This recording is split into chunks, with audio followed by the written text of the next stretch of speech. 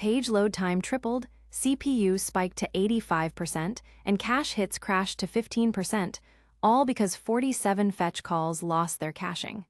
The culprit wasn't Turbopack, it was a silent default change from Next.js 15. Set a global fetch cache default in Next. Config TS to avoid auditing every call. Use experimental fetch cache to enforce force cache for all fetches, then override per request. Turbopack compiles each CSS module in isolation, so global root variables won't cascade into module CSS files. Explicitly import global styles or use at value for shared tokens to avoid undefined variables in production. Server actions are public post endpoints. Always add rate limiting and session validation. Use a helper like rate limit action to prevent abuse. Let's break down Next.js 16. Every new feature explained with code examples, how it works, and the exact mistake behind that failure. Next.js is a React framework for production-grade web apps. Version 16 introduces React 19 integration, partial pre-rendering, and Turbopack as the default bundler. But it also changes fetch caching defaults, which can surprise developers upgrading from v14. In Next.js 14, fetch was cached by default. Starting in v15, the default changed to no store. Next.js 16 keeps this default. Every fetch without explicit caching hits the origin server every time. This is the one cause of upgrade failures.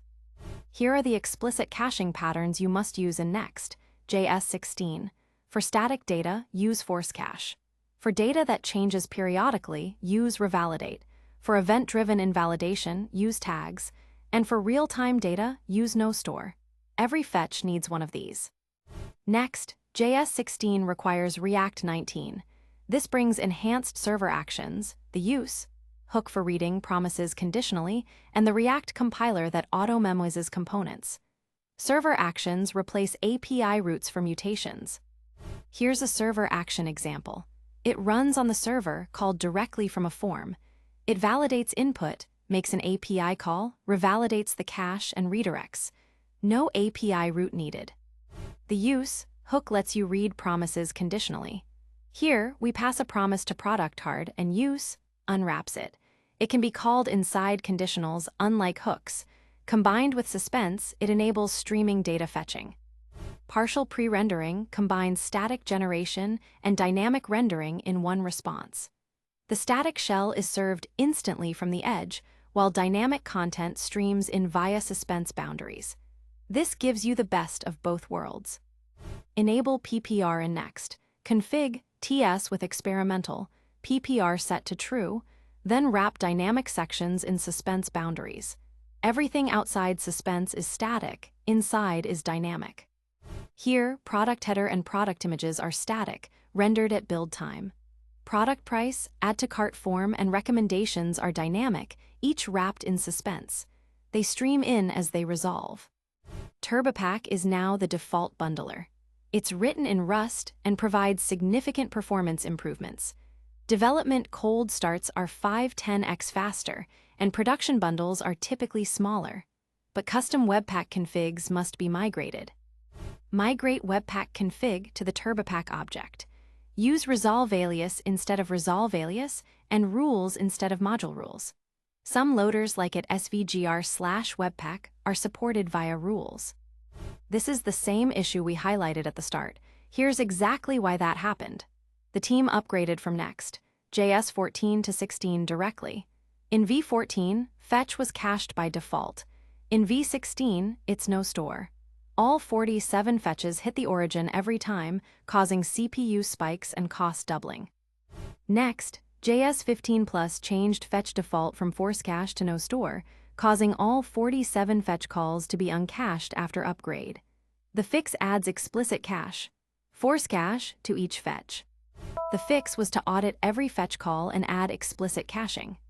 32 static fetches got force cache, 12 product fetches got revalidate, 3,600, and only 3 real-time fetches kept no store. Response times dropped to 320 ms, faster than v14. This is the exact line that caused the incident. Without a cache option, it defaults to no store. always add cache, force cache, revalidate, or tags to every fetch. Without suspense boundaries, PPR provides no benefit. The entire page renders dynamically, losing the static shell. Always wrap dynamic sections in their own suspense boundaries. Server actions are public post endpoints. If you don't authenticate and authorize, any user can call them.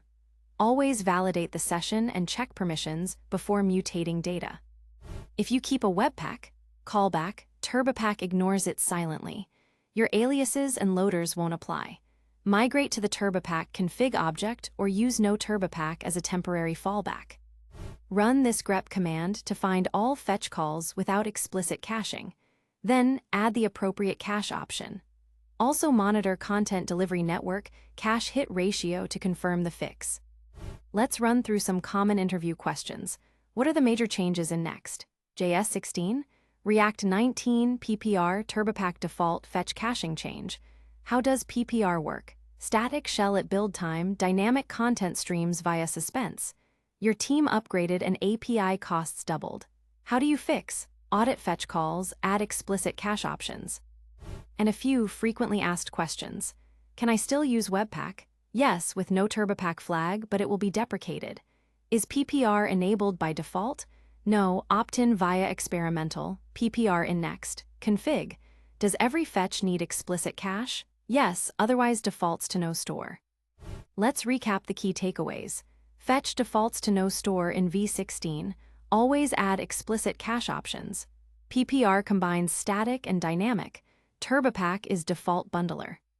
Ready to go deeper? Up next, partial pre-rendering in Next.js 16, then building type-safe forms with Zod, React Hook Form, and Next.js 16, then 10 common Next.js 16 app router mistakes, and how to fix them, and Supabase auth with Next.js 16. Find them all at TheCodeForge.io. Thanks for watching. The full article and code examples are covered in detail at TheCodeForge.io.